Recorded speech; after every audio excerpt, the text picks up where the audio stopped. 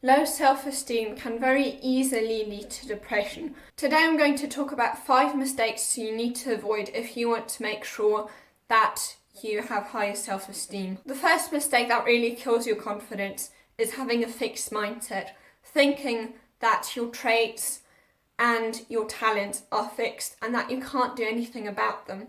And the reason why this is so dangerous for your self-esteem is that when you do fail, you will take it way too personally because you will think that basically shows that I'm not good at that and that I won't ever be good at doing so because you think that your traits are fixed.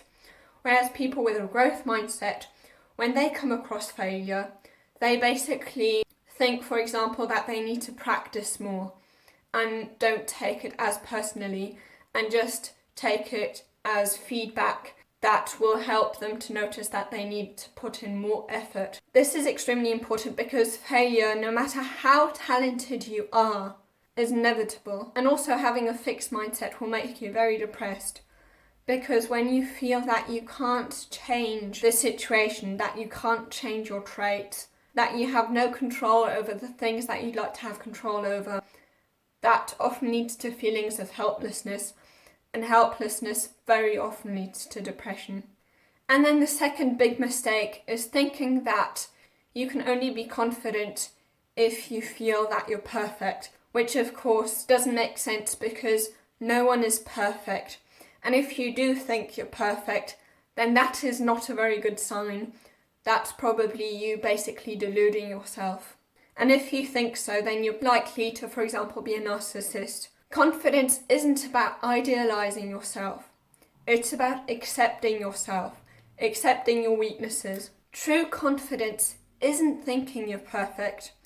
It's being okay with the fact that you're not perfect. And then the third one would be that you don't want to compare yourself to others because there is always going to be someone who's better than you when it comes to some skill. However, you also don't want to compare yourself to who you would like to be, your ideal self. The problem is, however, that we do need to somehow compare ourselves to something because otherwise we basically don't have standards.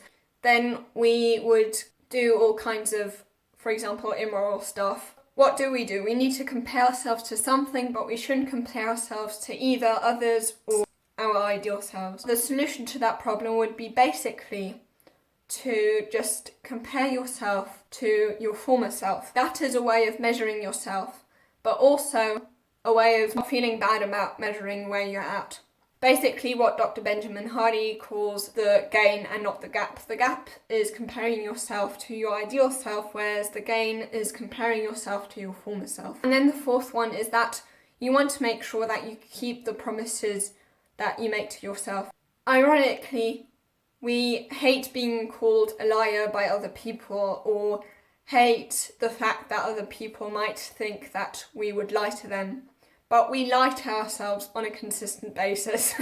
We very often say that we're going to do something and then we don't. As high-performance psychologist Dr. Nate Sinzer pointed out, and also people like Lisa Beaulieu, is that confidence that is healthy isn't based on thinking that you're innately special and innately superior to everyone else. That's definitely not the kind of confidence you want to have. Confidence that is healthy is basically confidence that is based on proof, that is based on you keeping the promises that you make to yourself. And then the fifth one, don't try to convince yourself that you're special. We are all unique in some way, but no one is superior to anyone else, because if you think you're special, you probably also think that you deserve special treatment, that you feel entitled, and that's definitely something you want to avoid. There was a time in which all psychologists somehow thought, including Roy Baumeister, but he changed his mind later on, believed confidence is what leads to you being a good person and successful and all that stuff.